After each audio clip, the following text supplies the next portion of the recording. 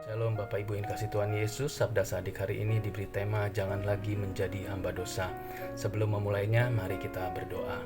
Terima kasih Tuhan Yesus untuk kasih kemurahan-Mu dalam kehidupan kami. Kalau sebentar kami boleh mendengarkan Sabda Sadik, kiranya Roh Kudus menolong untuk kami dapat mengerti kebenaran firman-Mu. Haleluya, amin.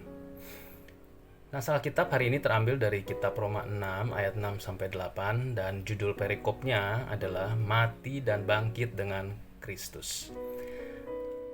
Roma 6 ayat 6 saya bacakan, karena kita tahu bahwa manusia lama kita telah turut disalibkan supaya tubuh dosa kita hilang kuasanya, agar jangan kita menghambakan diri lagi kepada dosa.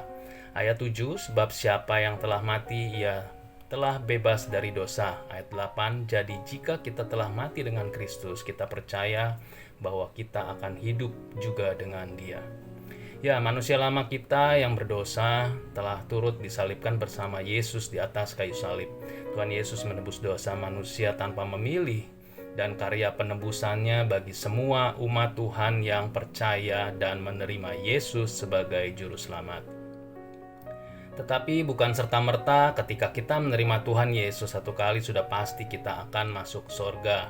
Tidak ya, terima Tuhan Yesus adalah harus pikul salib.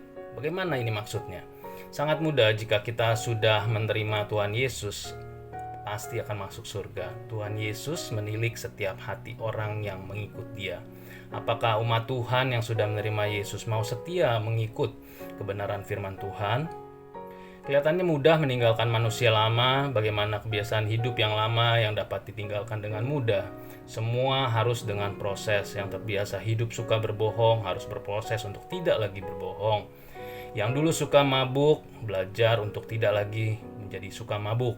Yang dulu pemarah, tidak lagi menjadi orang yang pemarah. Yang dulu suka korupsi, tidak lagi melakukan korupsi. Jadi meninggalkan manusia lama adalah proses pertobatan yang terus-menerus secara konsisten dan belajar untuk menjadi murid Yesus yang setia. Memang sulit, tetapi dengan meminta hikmat Tuhan dan pertolongan Roh Kudus yang mengingatkan bahwa kita bisa melakukannya. Ya, belajar diproses untuk tidak lagi menjadi hamba dosa. Dari Alkitab Sabda saya juga mendapatkan beberapa hal dalam pasal Roma 6 ayat 1-23. Di sini dikatakan Paulus mempersoalkan anggapan salah bahwa orang percaya boleh berbuat dosa terus dan tetap aman dari hukuman karena kasih karunia Allah dalam Kristus. Ini penyalahgunakan kasih karunia dari Allah. Paulus menanggapi penyimpangan antinominianis dari ajaran kasih karunia dengan menekankan satu kebenaran dasar. Orang percaya sejati dikenal sebagai dalam Kristus oleh karena dibaptis dalam Kristus dan kematian mereka terhadap dosa. Mereka sudah berpindah dari alam dosa ke dalam hidup bersama Kristus. Dalam Roma 6 ayat 2-12, karena orang percaya sejati telah memisahkan diri secara pasti dari dosa, mereka tidak akan terus hidup dalam dosa. Sebaliknya, jika orang berbuat dosa terus, mereka bukan orang percaya yang sejati. Sepanjang pasal ini Paulus menekankan bahwa mustahil seorang menjadi hamba dosa dan hamba Kristus sekaligus. Jikalau mereka menyerahkan diri kepada dosa, hasilnya adalah hukuman dan kematian kekal.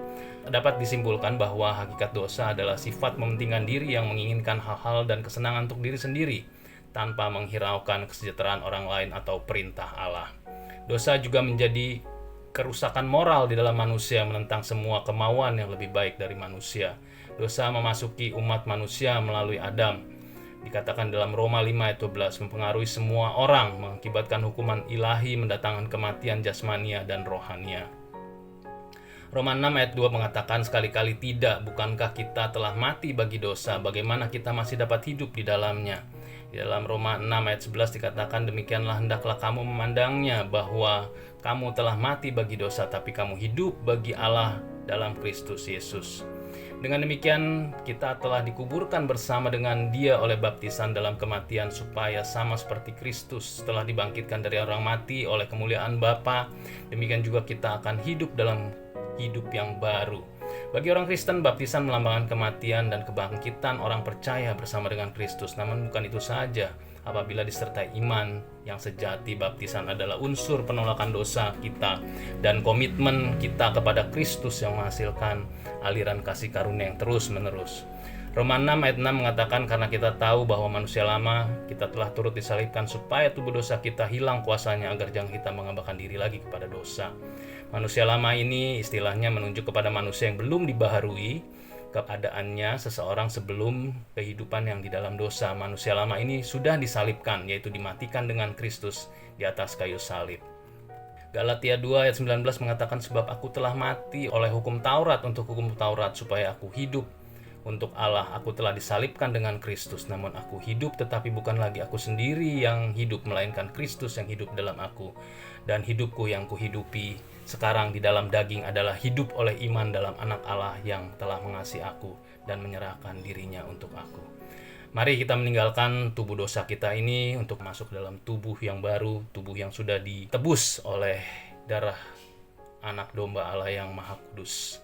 Kiranya kita semua dapat meninggalkan kebiasaan-kebiasaan lama kita, kebiasaan buruk kita, untuk kita dapat menyongsong hari depan bersama Tuhan Yesus, dan kita memandang Yesus untuk meraih mahkota kehidupan yang kekal. Haleluya, amin.